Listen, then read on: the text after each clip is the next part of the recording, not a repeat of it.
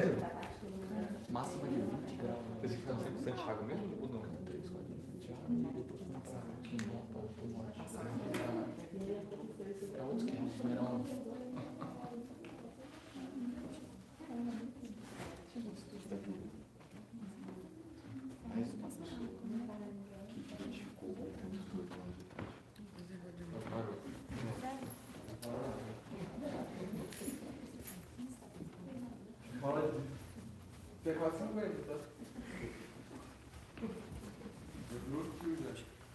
Bom dia a todos, feliz ano novo oficialmente.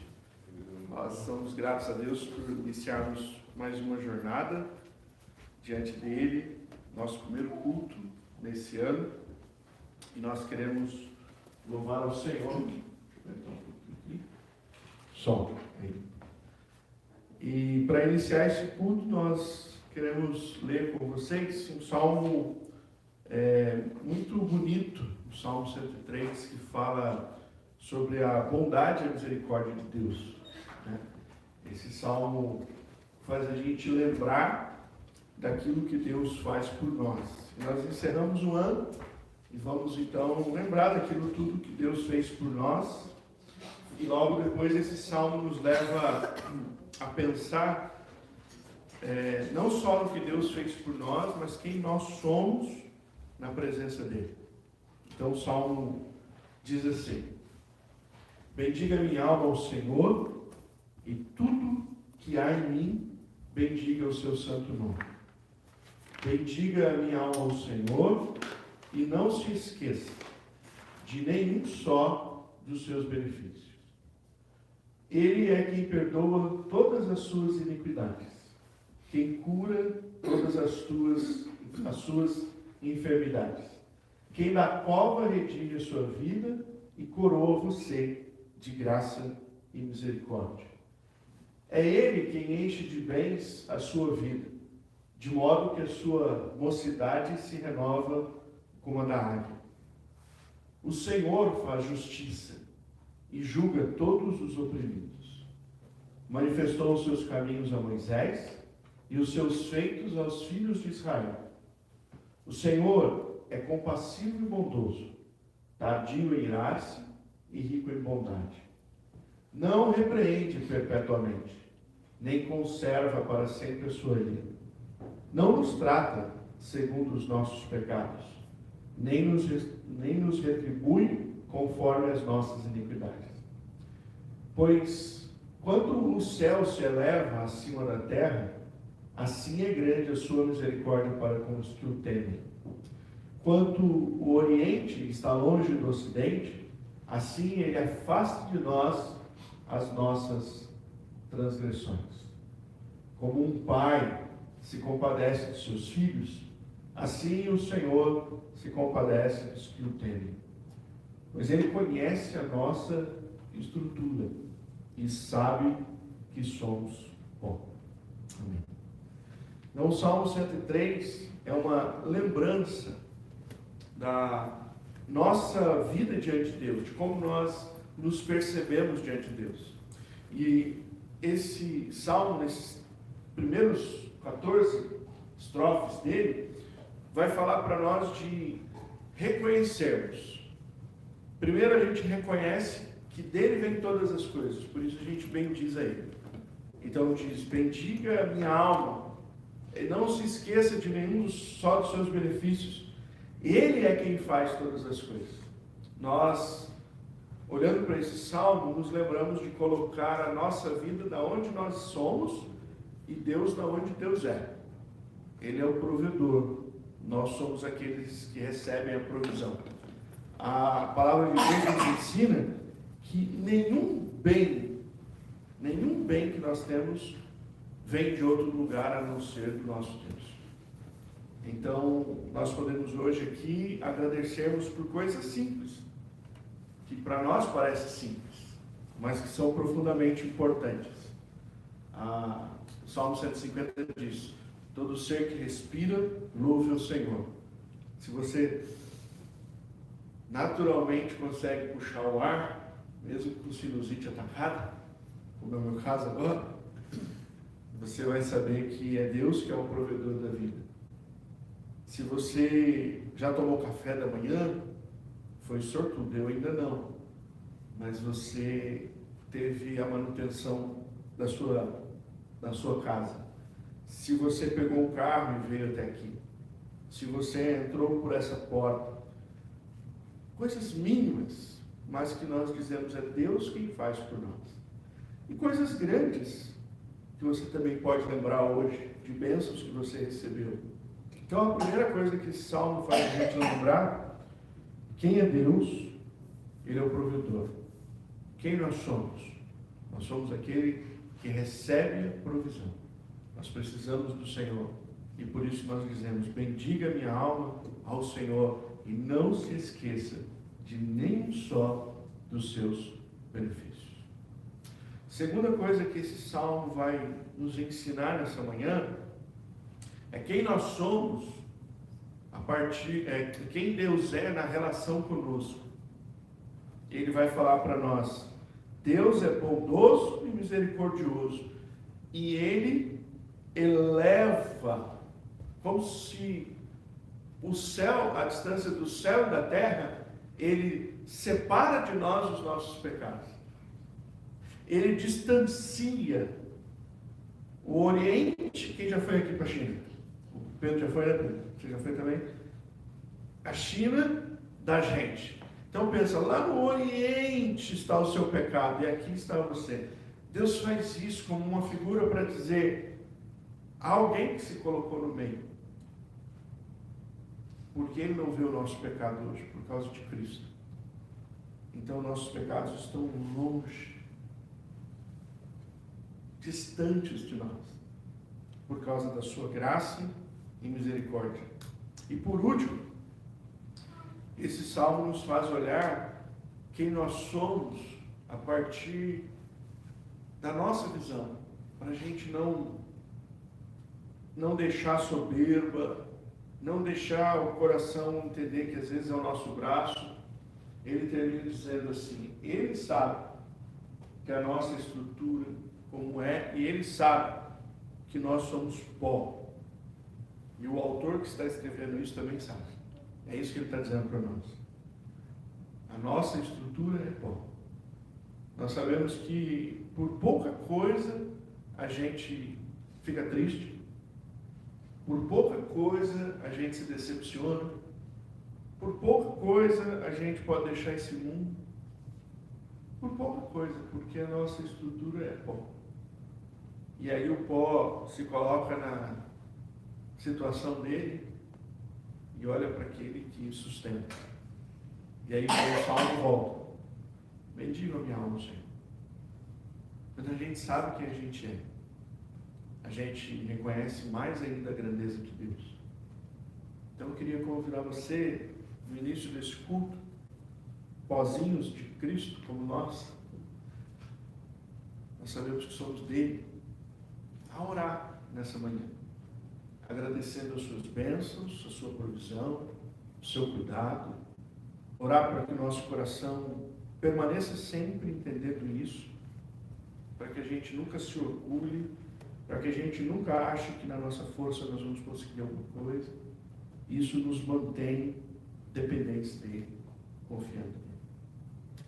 Feche os teus olhos por um momento, faça uma oração você ao Senhor, agradecendo por algo pessoal na sua vida, colocando sua vida diante dele.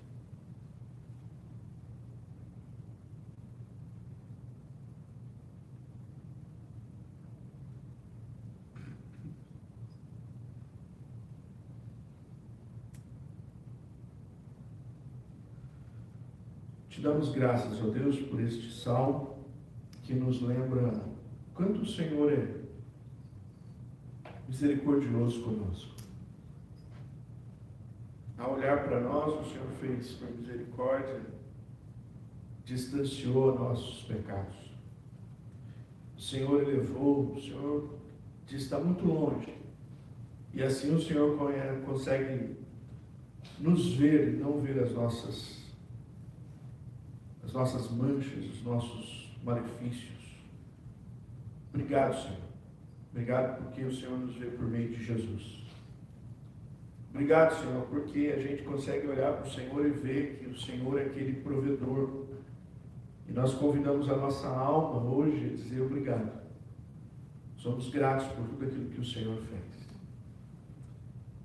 E obrigado, Senhor, porque a gente pode olhar para nós mesmos e ver a nossa estrutura tão pequena diante da Tua grandeza e nos colocarmos aonde o Senhor quer que a gente se coloque. E livra o nosso coração da soberba, livra a nossa vida de achar que o nosso braço forte pode nos garantir alguma coisa. Nos ensina a olhar que tudo vem de Ti. E nós precisamos estar em Ti, para a glória do Teu nome. Em nome de Cristo, nós oramos. Amém. Quero convidá-los a louvar ao nosso Deus, da Letícia, e dizer que o segundo microfone está ali, na hora que o Rodrigo se sentir animado. Está te esperando aqui, Rodrigo.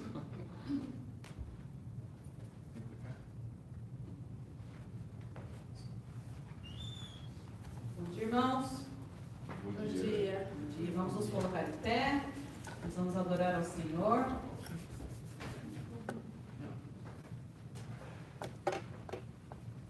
Com alegria dizer ao Senhor, Senhor, nós queremos o Senhor. Nós estamos começando um novo ano e com o novo ano vem os novos propósitos, vem os planos que a gente faz. E uma coisa que a gente precisa, como cristãos, é colocar o Senhor em primeiro plano. Porque a partir do momento que nós colocamos o Senhor em primeiro plano, o restante acontece naturalmente. Então, diga ao Senhor, Senhor, 2025, eu quero o Senhor na minha vida, eu quero o Senhor em primeiro lugar, eu quero que o Senhor reine na minha casa e no meu coração.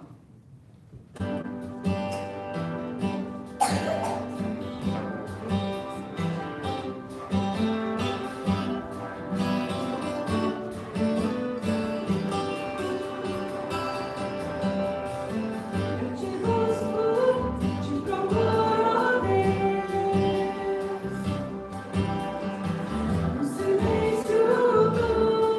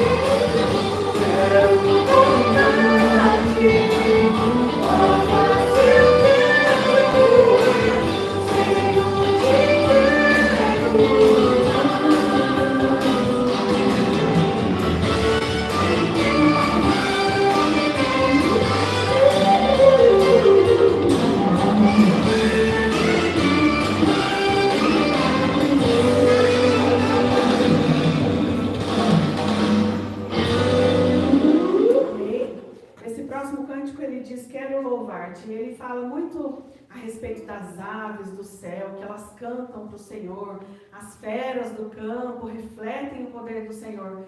Eu acho que é maravilhoso quando a gente olha, né, agora nós vivendo aqui, nesse lugar, a transição das estações, as folhas, elas estão verdes, de repente elas estão amarelas, de repente elas caem e daqui a pouco elas começam a nascer novamente.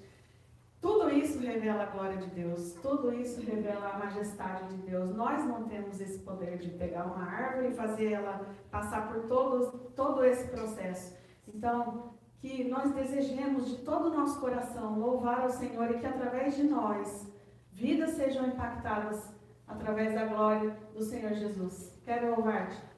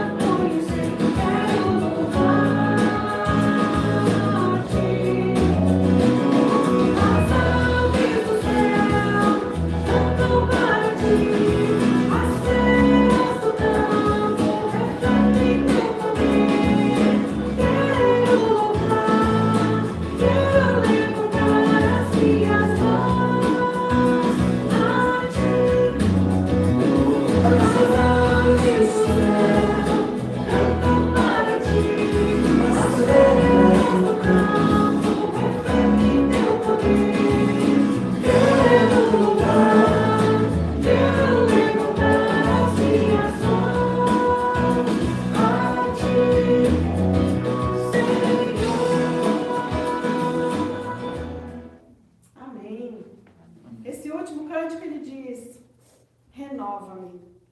Nós tivemos aí 366 dias no ano que passou. E muitas coisas que nós fizemos, falamos, pensamos, momentos em que nós agimos, que poderiam ser diferentes.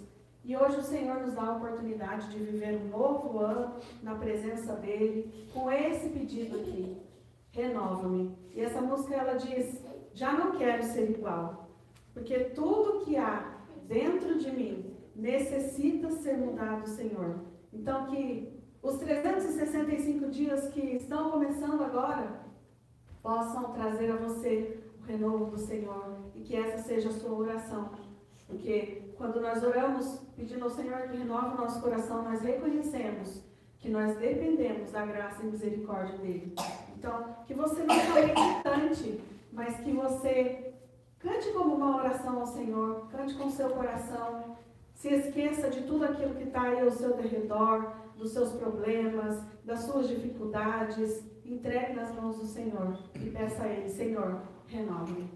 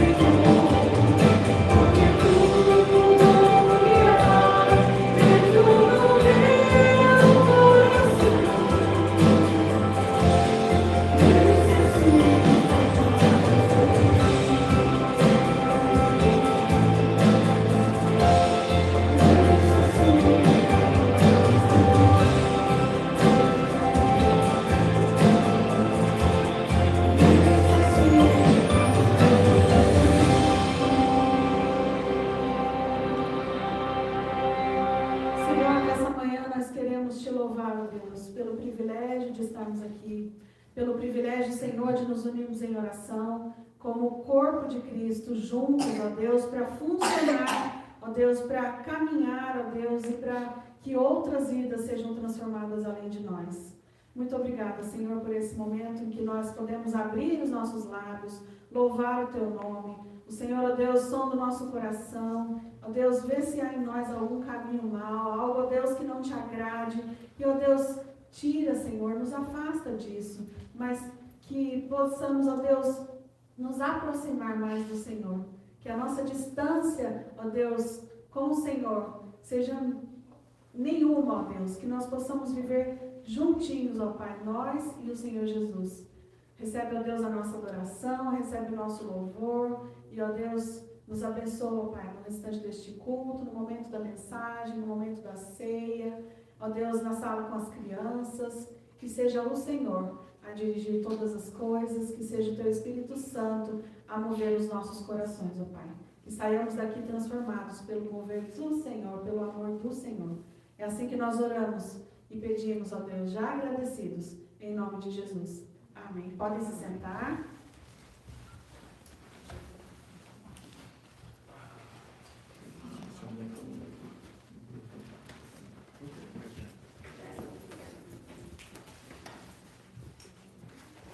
Tudo bem? Vocês viram que a gente ainda está aqui tentando só nós dois, porque o Márcio e a Miriam esticaram as férias. Falaram que iam voltar dia 1º e enganaram nós.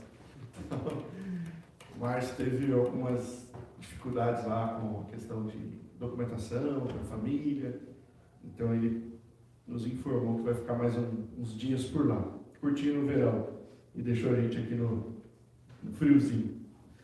Muito bem, hoje nós vamos ver um texto das Escrituras que fala sobre a ceia do Senhor, né? Nossa primeira ceia do ano, 2025, primeiro culto, primeira ceia. E eu sempre ensino na igreja que todos os cultos são importantes, mas o culto da ceia é um momento muito importante para nós. Esse momento é importante porque é um momento de reflexão da morte de Cristo. Então, o mundo não cristão não fala sobre isso. O mundo cristão religioso fala isso uma vez por ano, com evidência, que é a Páscoa. Mas nós, cristãos praticantes, nós falamos isso pelo menos com ênfase, com maior ênfase, uma vez por mês, que a gente comemora ou celebra a ceia do Senhor. Há algumas igrejas e há alguns estudos que dizem que lá na igreja primitiva, todo culto tinha ceia. Então a ênfase da morte de Cristo era ainda maior. Então foi se perdendo. Eu acho que nós estamos numa boa situação, uma vez por mês é interessante. Porque nos outros cultos, claro, na grande maioria das vezes, os cultos celebram a Cristo, falam de Cristo. E toda a vida de Cristo é importante. Seu nascimento é importante. Sua ressurreição é importante. Os seus ensinamentos em vida são importantes. Mas o maior aspecto importante da vida de Cristo, né, o grande aspecto, é a morte. E foi por isso que ele deixou a ceia como representatividade. A gente não vai encontrar nenhum cerimonial relembrando a encarnação de Jesus. Ele não pediu para fazer isso. Não tem nenhum cerimonial, teatro. Tem que fazer um teatro na igreja, que vem o anjo Gabriel, fala com a Maria, tem que ter uma mulher grávida. Não. Isso a gente faz no Natal, para a gente lembrar, né, da encarnação de Cristo. Não há também nenhum memorial para relembrar a sua ressurreição. Não tem. Ninguém precisa ficar lembrando a ressurreição de Jesus toda vez. Não há. Mas há um memorial para relembrarmos a sua morte. Por quê? Você já se perguntou? Por que Cristo deixou um memorial para lembrar a morte dele? Eu não sei aqui se alguém gosta de estudar teologia, né? Eu estudo teologia há muito tempo, sou pastor, me dedico a ler teologia. Sei que algumas ênfases e estudos teológicos são cansativos para aqueles que não gostam muito de teologia, mas a Bíblia a gente tem na Bíblia não, na teologia cristã a gente tem uma metodologia que se chama teologia sistemática. E dentro dessa teologia sistemática você estuda Deus, aí dentro de Deus você estuda Deus Pai, Deus Filho, Deus Espírito Santo. Dentro dessa teologia você estuda a criação, dentro dessa teologia você estuda pecado, queda do homem, dentro dessa teologia você estuda o homem, estuda os anjos, estuda as coisas do porvir. Então chama teologia sistemática, né? E vários autores, vários homens durante muito tempo foram usados por Deus para escrever sobre teologia, fazer esse compêndio de teologia sistemática. Quando você pega lá a regra, alguém já entrou no site da igreja? Se não entrou, vai ser expulso da igreja, hein? Tem que entrar no site, né, Pedro? Pedro está trabalhando lá no site da igreja, hein? Depois eu vou mandar o link no grupo lá para vocês entrarem de novo. Quando você entrar no site da igreja, vai estar lá sobre nós. Lá dentro vai ter a nossa fé. que a gente acredita? Aquilo é uma ideia de teologia sistemática, está lá sistematizada. Nossa fé, a gente crê em Deus Pai, Deus Filho, Deus Espírito Santo, a gente crê na vida após a morte, a gente crê no batismo, a gente crê na ceia. Então isso é um sistema de fé. E quando a igreja formou a sua teologia sistemática sobre Jesus, foi-se colocado algumas, vamos dizer assim, alguns temas para a gente facilitar para a gente olhar a vida de Cristo. Então, por exemplo, nós vamos aprender na teologia que a morte de Cristo é uma morte substitutiva. Morte substitutiva. O que quer dizer isso? Ele morreu em nosso lugar. Quem deveria morrer? Os pecadores. O salário do pecado é a morte. Jesus precisaria morrer? Não. Por quê? Porque ele não tinha pecado. Então, quando ele morre na cruz, é uma morte substitutiva. Ele está em lugar de outro. Ele não devia estar lá. Ele está fazendo um favor. Que grande favor. Então, a gente fala sobre a morte de Jesus sendo uma morte substitutiva. A morte de Jesus, a gente aprende também que é uma morte justificativa. Ou seja, Jesus estava nos tornando justo diante de Deus. Então, para eu ser justo diante de Deus, eu precisava que alguém chegasse em mim e falasse assim, esse cara aqui é justo. E como é que Deus queria fazer isso? Alguém aqui poderia fazer? Não. Eu mesmo poderia fazer por mim? Não. Então, Deus fez um plano. A justiça de Deus viria por causa do sangue do seu filho. Esse era o plano. É por isso que quando João Batista vê Jesus, diz assim, eis o Cordeiro de Deus que tira o pecado do mundo. O Cordeiro queria morrer, verter o seu sangue, e agora a gente se torna justo. Paulo escreve sobre isso. Leia depois lá na sua casa Romanos 5, 6, 7 e 8. 4 capítulos. Você vai entender um pouco sobre essa teologia da justificação. Aprendemos também que a morte é uma morte propiciatória. Olha que nome bonito. Propiciatória. Você já tinha ouvido falar dessa palavra? Não, é teologia, tá vendo? É os nomes que o pessoal põe lá. O que é uma morte propiciatória? A propiciação era uma ideia no Antigo Testamento sobre cobrir. Então, vem e cobre, e aí você fica coberto. Aquilo te propicia uma segurança, morte propiciatória. Ou seja, Jesus estava nos cobrindo da ira de Deus. Deus está irado com o pecado. Deus vai punir o pecado. E se você tem dúvida disso, eu quero dizer para você que não tenha, porque Noé é um exemplo de que Deus pune o pecado. A Sodoma e Gomorra é um exemplo de que Deus pune o pecado. E aí, quando ele vem punir o pecado, Jesus, então, nos esconde da sua ira. Nós estamos guardados em Jesus, a sua morte nos propicia a misericórdia e a graça de Deus.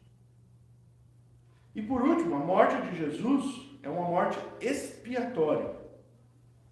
Ou seja, Jesus morreu para tirar os nossos pecados. Ele distancia o Oriente do Ocidente. Ele põe lá em cima no céu. Por causa de quem? Por causa de Jesus. Expiatório.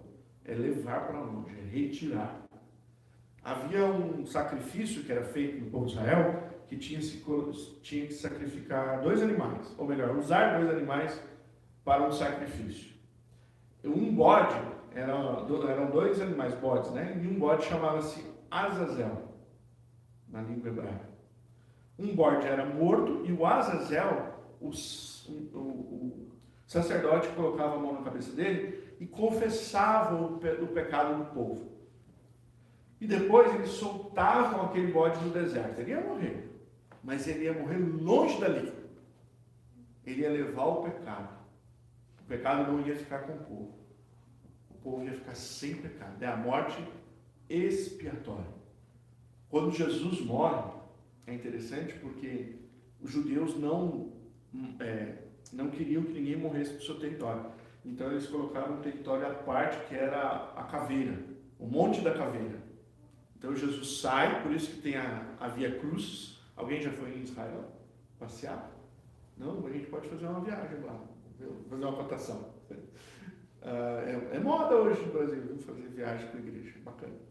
Aí eles fazem a Via Cruz e Jesus sai de Jerusalém. E ele morre lá no Monte da Caveira. Ele tira o pecado e leva para longe. É a sua morte expiatória. Esses ensinamentos visam o quê? Basear a minha e a sua fé. É importante a gente saber por que a gente acredita na morte de Jesus. É importante a gente saber por que pelo menos uma vez por mês a gente relembra. E é importante saber que a igreja deixou isso para ser relembrado. Essa é a ideia de Deus em que a gente sempre lembre a respeito da morte de nosso Senhor Jesus Cristo. Eu queria ler um texto com vocês. Hoje eu não trouxe ele escrito. Eu não sei quantos aqui tem no app da Bíblia, ou a Bíblia mesmo em mãos. Acho que a gente precisa começar a usar esses métodos também para a gente ficar mais a par das Escrituras, né? Então, hoje, eu não sei quantos apps de Bíblia existem, graças a Deus, né? Em português, em inglês. Então, você pode abaixar um no seu celular, um app de Bíblia. Eu tenho um que eu gosto muito. Eu queria ler com vocês hoje Mateus 26, que é o texto que fala da ceia, mas nós vamos ler um texto um pouquinho maior, a partir do versículo 20. A ceia vai começar a falar lá no versículo 26, mas nós vamos ler o versículo 20 até o 26. Então, Evangelho de Mateus, o capítulo 26, o verso 20 ao 30. Diz assim: ao cair da tarde, Jesus pôs-se à mesa com os 12 discípulos. E enquanto comiam, Jesus disse: em verdade lhes digo que um de vocês vai me trair. E eles, muito entristecidos, começaram um por um a perguntar-me: acaso isso seria eu, Senhor? Jesus respondeu: o que comigo põe a mão no prato, esse vai me trair. O Filho do Homem vai, como está escrito a seu respeito. Mas ai daquele por quem o Filho do Homem está sendo traído. Melhor seria para ele nunca tivesse nascido. Então Judas, que o traía, perguntou: por acaso sou eu, mestre? Jesus respondeu: você acabou de dizer isso. Verso 26. Enquanto comiam, Jesus pegou um pão e, abençoando-o, partiu e deu aos discípulos, dizendo: tomem, comam, isso é meu corpo. A seguir, Jesus pegou um cálice e, tendo dado graças, o deu aos seus discípulos, dizendo: bebam todos dele, porque isto é o meu sangue, o sangue da aliança, derramado em favor de muitos, para a remissão de pecados. E digo a vocês, que desta hora em diante, nunca mais beberei deste fruto da videira, até o dia em que beberei com vocês o vinho novo no reino de meu Pai. E tendo cantado um hino, saíram para o Monte das Oliveiras. Amém. Embora a ceia, de fato, seja de fato um ato para lembrar a morte por nós, e isso às vezes nos remete a uma ideia trágica, a gente não gosta muito de falar disso. Eu já disse aqui, né, que até quando a gente assiste o filme da vida de Jesus, a gente não gosta dessa hora. Para nós é doloroso ver um justo morrer. Eu gostaria que a gente então olhasse hoje para essa mesa e entendesse que nela tem uma beleza. Ela não é só de um momento trágico na vida do nosso Senhor. Ela tem uma beleza. E é essa beleza que eu quero que você olhe comigo hoje. Essa figura da ceia. Então, sendo assim, eu quero convidar você a olhar hoje para a comunhão que existe na mesa da misericórdia. A mesa da ceia pode ser chamada como a mesa da misericórdia. E a primeira coisa que eu quero que você olhe para essa mesa são os integrantes que estão ali. São 13 pessoas. O texto diz aí no início, Jesus estava na mesa com seus 12 discípulos. Então tem 13 pessoas na mesa. Nós vamos olhar para esses integrantes hoje. Primeiro, nós vamos olhar para os 12. E nós vamos olhar para um momento interessante dessa comunhão na mesa. Um momento tenso. Quem já comeu uma refeição com pessoas que foi tensa? É horrível, né? Porque a mesa não é lugar de festividade. Né? Quando eu penso em mesa, eu penso em alegria. Eu penso em um irmão abençoado que chega com aquele pratinho de coxinha. Né? Aí vem o outro, traz a Coca-Cola, certo? Aí vem o outro, traz aquele bolo gostoso. Aí a gente canta parabéns, tá uma maravilha ali. A mesa é um lugar de festa. Ninguém fica sentado na mesa comendo e lembrando de coisa ruim ou falando coisa ruim. Ninguém vai para a mesa e diz, agora é o seguinte, põe a Coca-Cola, põe o bolo, põe as coxinhas, agora nós vamos quebrar o pau aqui, vamos lavar a roupa. Não é assim. E eu acho que faltou isso. Alguém chegar para Jesus e dizer assim, ei, não é hora. Porque Jesus chega na mesa, olha o assunto que ele traz. Alguém vai me trair. Opa! Peraí, como assim? Não é um assunto legal. Acabou a festividade. Você imagina o Pedro pegando aquela coxa de frango. Como é que é? Né? O irmão se casou com a Coca-Cola agora, Jesus. O Senhor falou isso. Que assunto tenso. Vamos falar, a gente brinca em casa, né? Quando alguém fala alguma coisa indevida na mesa, que a gente está comendo, e alguém fala alguma coisa indevida, e na maioria das vezes assim, uma coisa nojenta, né? Está conversando lá, daqui a pouco parece um assunto nojento. Aí em casa eu brinco assim, falemos de flores. Falemos de flores. Vamos deixar esse assunto para depois, nós estamos comendo, não é legal esse assunto agora. Então faltou alguém ali para dizer para Jesus, falemos de flores. Falemos de flores, não é legal o Senhor chegar aqui agora na hora de comer. E sabe como é que era a ceia naquela época? Tinha cordeiro, tinha vinho, tinha pão, tinha ervas, era uma mesa farta, estava todo mundo celebrando a Páscoa judaica, aquela alegria. Aí Jesus diz, assunto de hoje, pauta, alguém vai me trair. Não era um dos assuntos mais agradáveis para se falar, mas provavelmente era um momento para demonstrar que a mesa ali colocada era uma mesa de misericórdia. Jesus estava mostrando para aqueles homens o que eles eram. E os homens em volta daquela mesa, irmãos, acima de tudo, eles eram pecadores. Trair Jesus não era o único pecado existente ali. Esse fora o que Jesus revelou. O pecado que Jesus revelou era que alguém ia trair. E ele já sabia disso desde o início. Mas Pedro também fica desconfiado, porque lá na frente, Jesus falava a Pedro, você vai me negar. E Pedro pode ter dito, ih, rapaz, então sou eu o traidor. Então pelo menos 2 ali estavam na lista negra, achando que poderiam ser eles. Mas ali também estavam outros pecadores. Pedro, que além de trair Jesus alguns momentos depois, queria trair, antes já tinha tentado dissuadir Jesus da sua morte.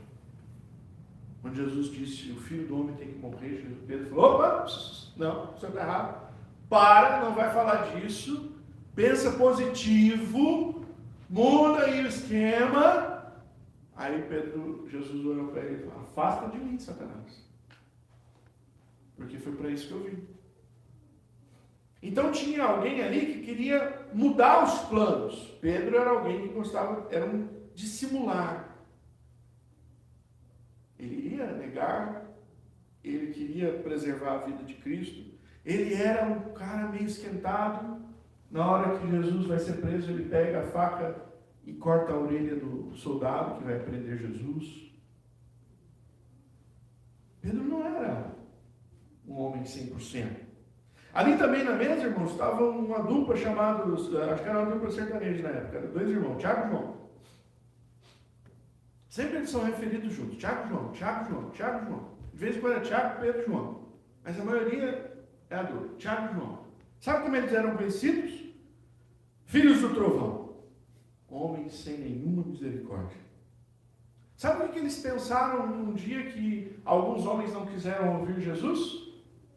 Vamos resolver isso rapidamente, Senhor. O Senhor quer que a gente ore aqui junto com o Senhor, nós 3 da mão. A gente faz uma oração de fé. E o Senhor envia fogo do céu e acaba com esse problema.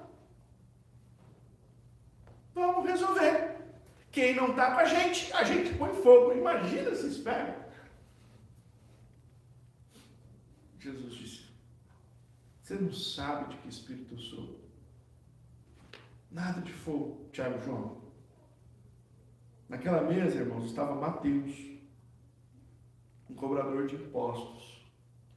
Como os jovens costumam dizer, não sei se ainda dizem, né? Às vezes a gente fala que os jovens estão dizendo isso, mas hoje o mundo muda tanto. E a gente fala assim, os jovens dizem, eles olham para nós, não, a gente fala, mas isso não, mano. Traíra. Mateus era o traíra, né, da turma. Por que ele era o traíra? Ele era cobrador de impostos.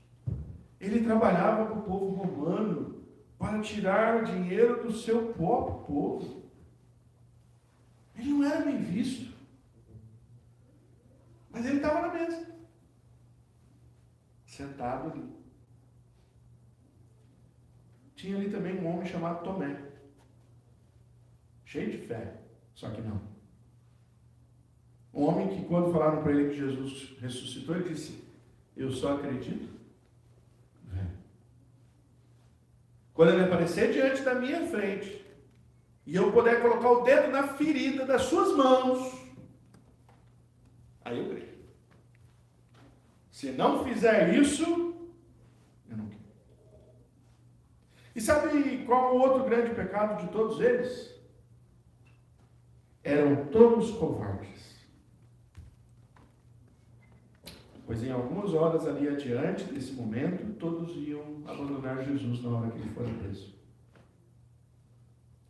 Jesus diz ainda que isso aconteceu para que se cumprisse as Escrituras: ferirei o pastor e as ovelhas seriam dispersas.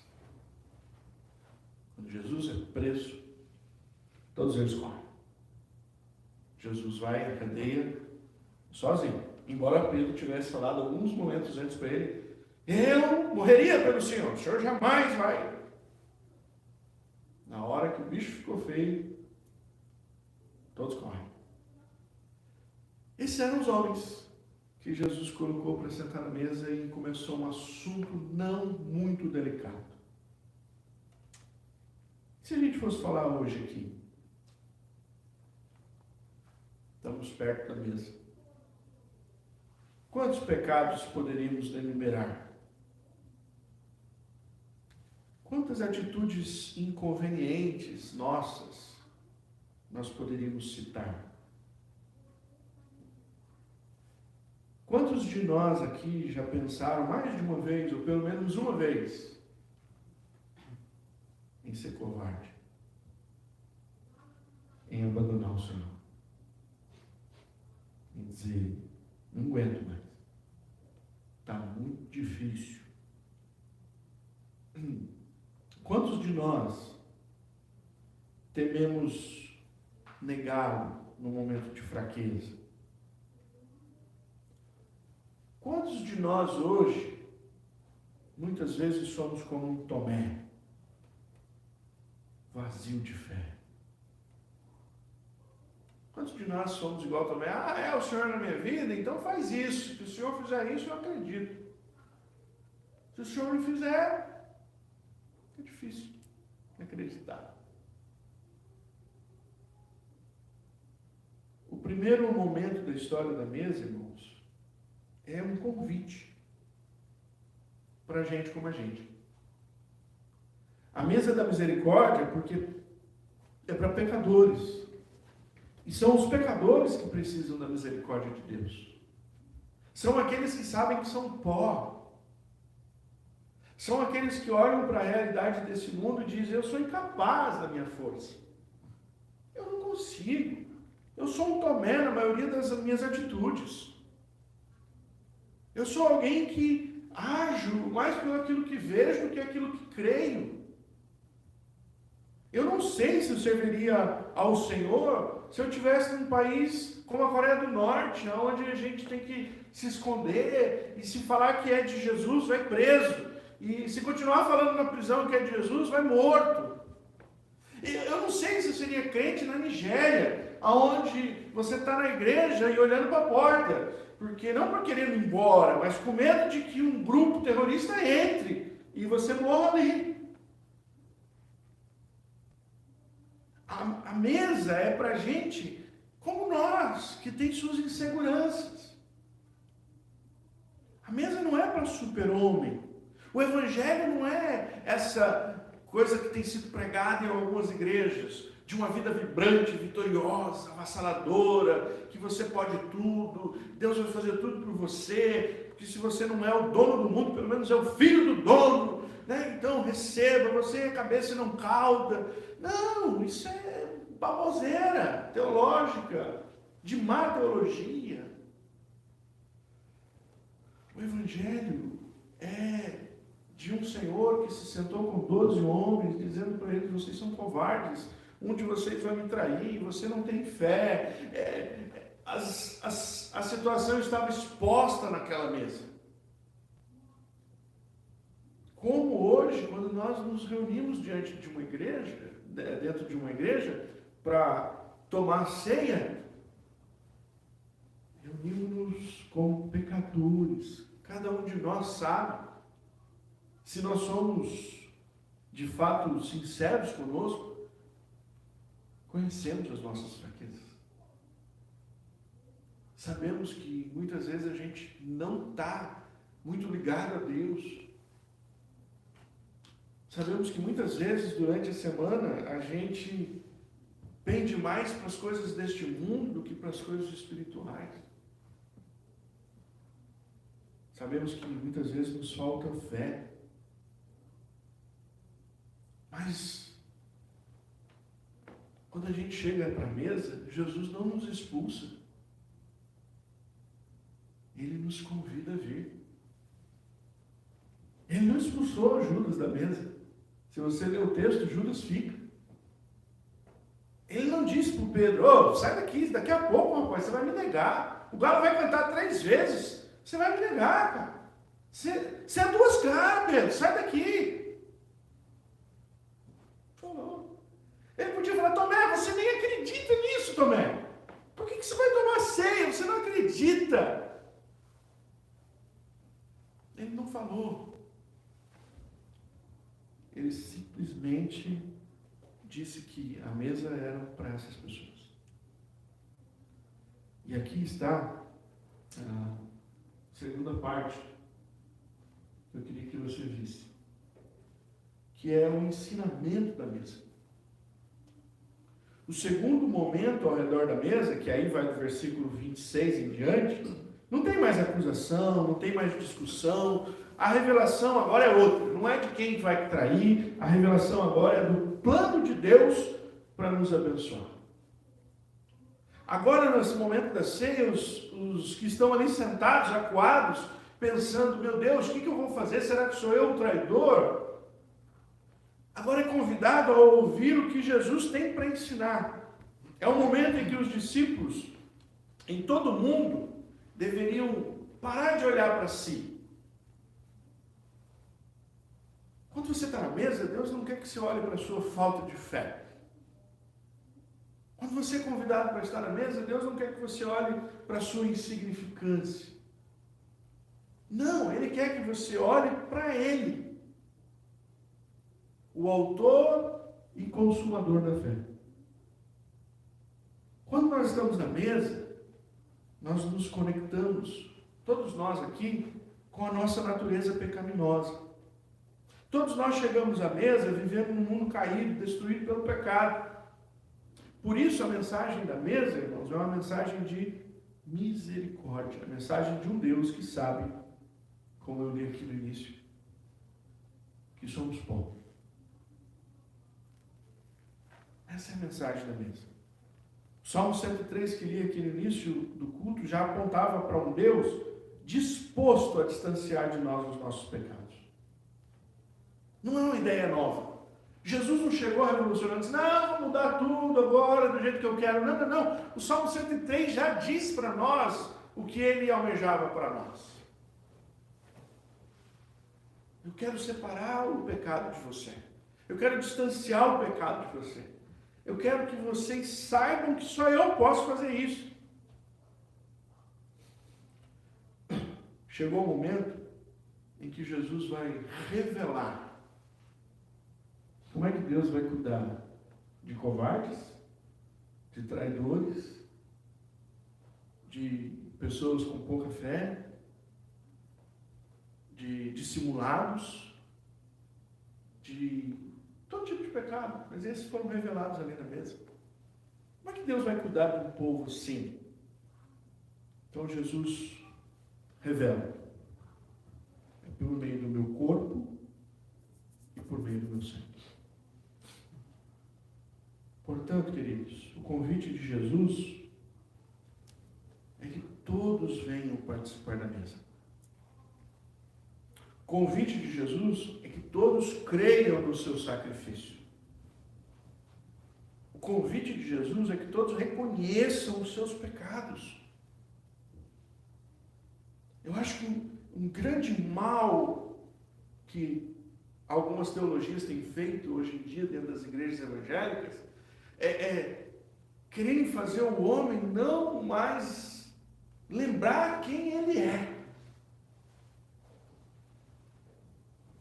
Eu não sei se você gosta de ler livro evangélico, mas tem um livro que eu li já faz muito tempo. Inclusive ele deve estar muito desatualizado, chamado Super Crentes. Alguém já viu esse livro? Super Crentes? É um livrinho assim, do pastor Paulo Romero. Ele é um estudioso das Escrituras, é um defensor da fé, e ali ele coloca alguns falsos profetas, algumas heresias que existiam muito na década de 90. Então ele cita ali alguns nomes de pessoas e os seus ensinamentos. E ele coloca assim, super crentes. Por quê? Porque foi nos anos 90 que entrou uma teologia que varreu os Estados Unidos, depois foi lá, varreu o Brasil, com essa ideia de que o crente, ele não pode ficar doente, ele não pode sofrer, se ele está com problema ele está mais resfriado, é um pecado, é uma brecha, e então você tem que viver uma vida pilhada, a 150 por todo dia, porque você é um vencedor, tudo tem que dar certo. E essa teologia varreu os Estados Unidos, varreu o Brasil, trouxe consequências terríveis nas igrejas evangélicas. Muitas pessoas se desviaram. Muitas pessoas até hoje tiveram a sua descendência longe da igreja por causa de ensinamentos daquela época. Eu lembro de uma história de um evangelista que foi na casa de uma mulher falar com ela. E ele disse, eu posso falar de Jesus? E ela disse para ele assim, Jesus? O seu Jesus é falso, o seu Jesus é impostor, eu não quero nunca mais ouvir do seu Jesus. E ele disse, espera, por que você não quer ouvir falar do meu Jesus? Aí ela disse, eu participava de uma igreja e eu tinha um filho doente que tinha que viver à base de remédios. E uma vez o pastor da igreja veio aqui, orou sobre ele, decretou a cura e falou que eu tinha que jogar todos os remédios fora. Eu fiz isso. E em um mês o meu filho morreu. Eu nunca mais quero ouvir do Senhor Jesus. Esse é de um outro livro que fala sobre pessoas machucadas com o Evangelho. Mas não é o Evangelho verdadeiro. Esse é o Evangelho fruto lá da década de 90, que varreu muita gente, que diz que você tem poder na sua palavra, que você tem que declarar, que você tem que tomar posse, que você tem que isso. Não, irmãos. Você tem que entender que você é um miserável pecador e que tem dias que você vai ser como Tomé, você não vai acreditar naquilo. Que você tem que lutar contra isso para ter fé. Que tem dias que você vai querer ser dissimulado como Pedro para resolver os seus problemas, que você vai ser tentado a mentir. Que tem dias que você vai falar, não, eu não quero sair da cama. Ele sabe que nós somos pó. Ele sabe que somos pecadores. Ele conhece a nossa estrutura. E quando Ele nos convida para a mesa, Ele está dizendo para mim e para você, é uma mesa de misericórdia. Não é uma mesa para pessoas perfeitas. É uma mesa de misericórdia. Onde nós não devemos olhar para nós, mas nós devemos olhar para Ele. Porque Ele que sacrifica. É Ele que inverte o sangue. É Ele quem morre. E é Ele quem dá a nós a possibilidade de vivermos em comunhão com Ele, mesmo sabendo quem nós somos, porque Ele também sabe. Ele sabe. Ele sabe que somos pó. A mesa da misericórdia é um convite. Venham, creiam no sacrifício de Jesus. Venham, reconheçam os seus pecados. Venham, reconheçam a sua incapacidade.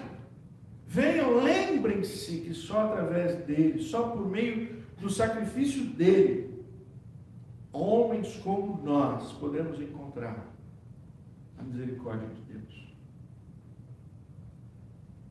A mesa tem muito mais a ver com Deus do que conosco. É uma mensagem dele para nós. Tem gente que fala, hoje eu não vou tomar ceia, porque essa semana, sabe, eu fiquei bravo com o meu marido, eu fiquei bravo com a minha esposa. Essa semana acho que eu não vou tomar ceia, porque eu fiquei irritado com o tio da venda lá, ele foi muito chato comigo.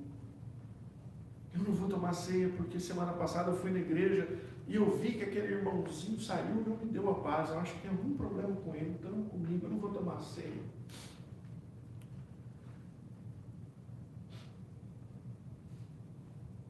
A ceia é um lugar onde chegam os pecadores, que reconhecem que só encontram misericórdia na mesa. Que a misericórdia está no ato de Cristo. Para concluir, o encontro de comunhão na mesa da misericórdia termina com uma canção.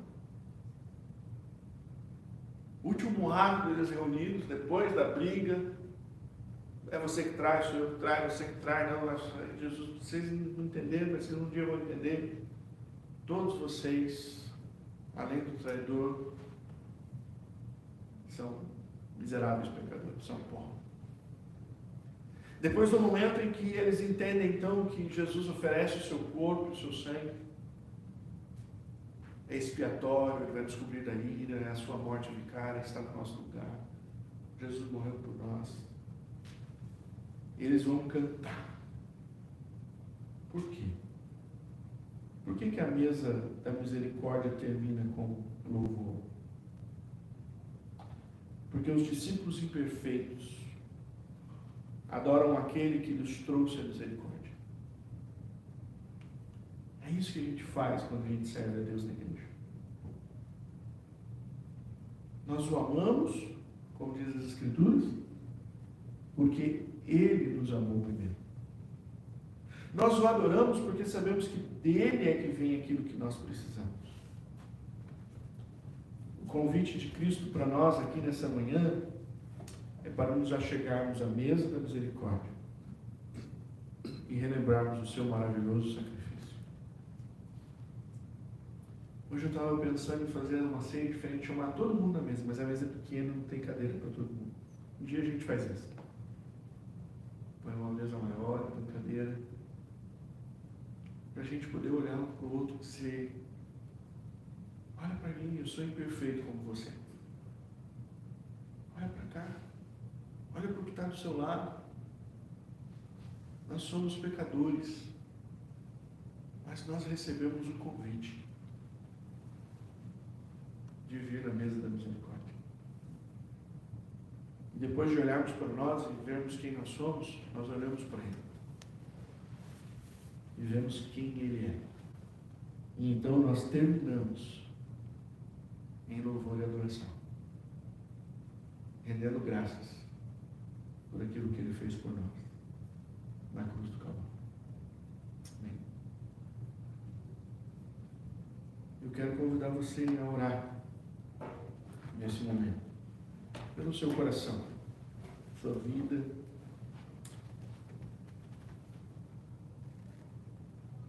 Você conhece os seus pecados, você sabe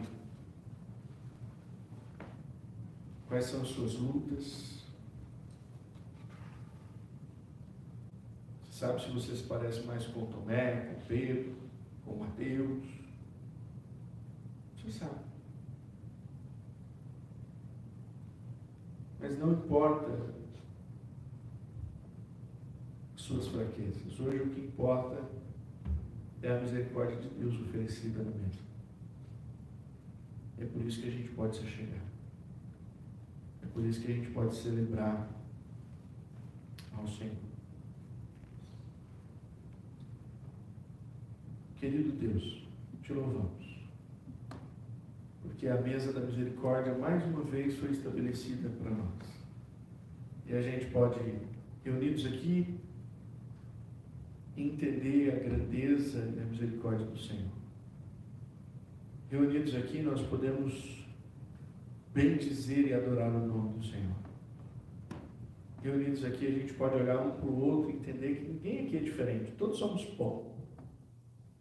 A nossa essência é pecadora e nós precisamos da graça do Senhor e da misericórdia do Senhor sobre nós. Obrigado por Cristo Jesus morrer na cruz do Calvário por nós. Obrigado pela morte que nos salva, que nos redime, que nos chama a uma nova vida. Obrigado que a gente não tem vergonha de olhar para os nossos pecados, porque depois a gente pode olhar para Jesus que perfeito morreu em nosso lugar. Por causa disso nós celebramos o Teu nome e somos gratos a Deus. Agradecemos pelo pão que representa o Teu corpo. Agradecemos pelo suco de uva que representa o Seu sangue. Reconhecemos que no Teu corpo e no sangue, e na Tua morte, temos a nossa remissão. Obrigado por cuidar de nós, nos amar, mesmo diante das nossas imperfeições. Obrigado por nos chamar à mesa, assim como o Senhor chamou Pedro, Tiago, João, Mateus, Felipe, todos aqueles que dentro das suas imperfeições foram até a mesa, não por causa deles, mas por Tua causa. Hoje a gente está aqui não por nossa causa, mas por Tua causa, Jesus. Obrigado por tão grande sacrifício. Em nome de Jesus, oramos. Amém. Amém. Quero convidar você que vai cear conosco.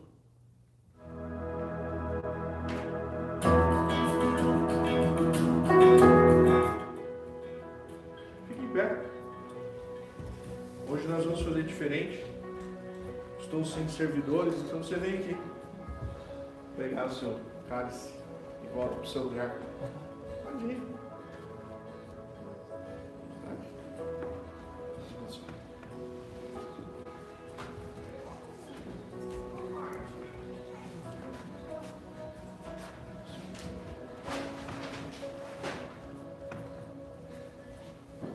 Venha à mesa da misericórdia.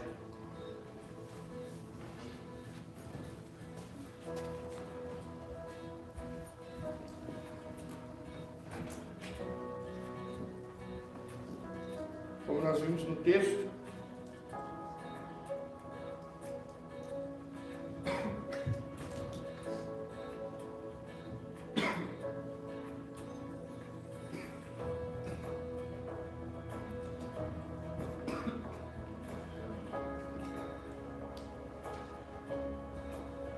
nós fiz burrada, que abrir no vinho primeiro. Ia virar tudo no chão. Vira, abre o pãozinho primeiro. Como nós vimos no texto,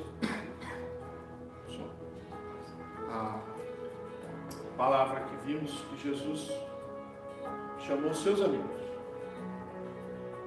homens imperfeitos, cheios de pecado. para dizer para eles o seguinte: vocês não dão conta, vocês não vão saber se livrar disso. A única maneira de se livrar do pecado, de distanciar até o Oriente, do Ocidente, e elevar-se no céu pelo Cordeiro de Deus. Foi isso que Ele fez por nós. E a ceia é para a gente se lembrar. Lá na cruz, aquele corpo rasgado, pensava em mim, pensava em você. Então eu quero convidar você que acredita na mesa da misericórdia, que junto ao Senhor, celebre o Senhor comendo.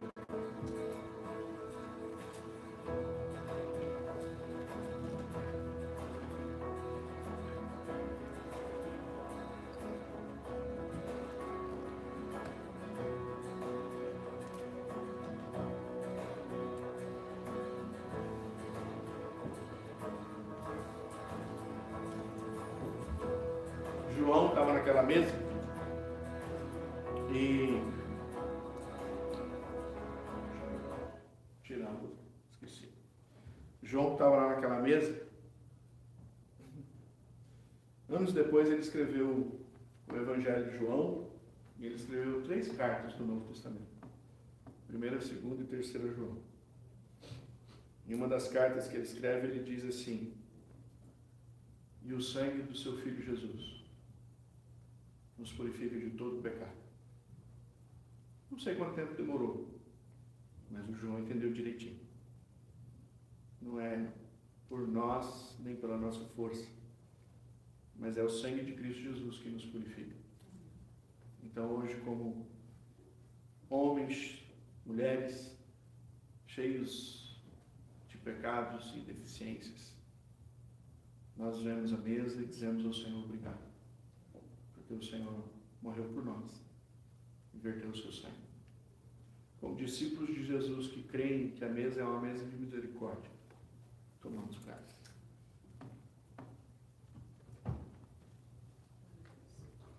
Senhor, obrigado. Obrigado porque nós juntos aqui celebramos o teu nome. Juntos aqui nós dizemos que o Senhor é bom e a sua misericórdia dura para sempre. Juntos nessa manhã nós declaramos que confiamos na misericórdia do Senhor. E dia a dia nos arrependemos dos nossos pecados, das nossas falhas. E procuramos andar, Deus, segundo o teu propósito. Ajuda-nos, enche-nos do teu Espírito Santo. Guarda-nos, ó Deus, e leva-nos a servir ao Senhor de maneira graciosa e poderosa. É em nome de Jesus que eu oro. Amém. Amém. Podem sentar? Nós vamos encerrar já o nosso culto. Nós queremos agradecer a Deus pela oportunidade que temos aí de mais um ano para andarmos juntos. A semana que vem nós devemos já colocar aí algumas coisas das nossas programações que nós estamos pensando para fazer juntos durante esse ano. Só adiantando aqui, nós não temos uma data ainda, mas nós queremos fazer um dia de caldinho aqui na igreja no sábado. Tá bom? Então nós vamos ver aí qual dia é melhor para a gente vir aqui no sábado à noite, fazer um dia de caldinho aqui. Tá bem frio, né? Então vai ser gostoso a gente tomar um caldinho. E aí você vai ter a oportunidade de fazer o seu caldinho e trazer e a gente come juntos. Né? Cada família pode trazer um caldinho aí de sua preferência. O meu vai ser do Panera Bread, vai lá comprar um esquenta. Não, quer vai mostrar o seu dote culinário, né? E é a oportunidade também para se você conhece alguém que não tem vindo à igreja, que você gostaria que viesse à igreja, você vai lá, convida, traz essa pessoa para caminhar conosco, para ele ser mais um na mesa da misericórdia. Tá bom?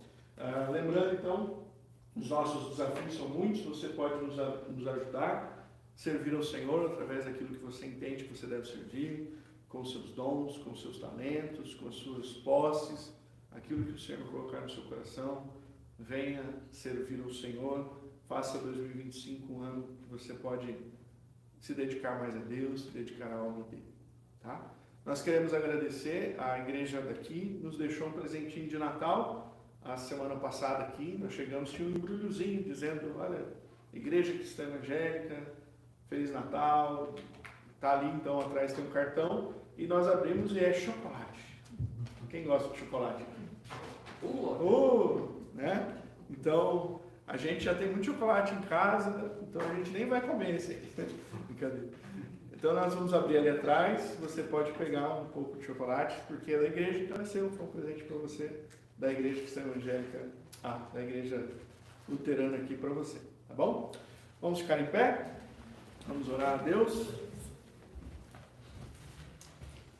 Obrigado, Senhor, por esta manhã, pelo culto, obrigado pela mesa da misericórdia, obrigado pelos meus irmãos, obrigado porque o Senhor tem sustentado, o Senhor sabe que somos pó e precisamos do Senhor. Protege-nos durante essa semana, dá-nos a tua direção, abençoa-nos, o Senhor sabe das nossas lutas e nós precisamos da tua graça. É em nome de Jesus que oramos. Que a graça do nosso Senhor e Salvador Jesus, que o amor de Deus, o nosso Pai, a consolação e o poder do Espírito Santo de Deus seja com todos aqui nesta manhã, com toda a igreja de Cristo Jesus reunida sobre a face da terra, até aquele grande e maravilhoso dia em que o Senhor Jesus voltará. Maranata, vem, Senhor Jesus. Amém. Com a graça e a paz do Senhor, um abraço a pelo menos 3 irmãos. Nós encerramos o nosso culto nessa manhã. Deus abençoe.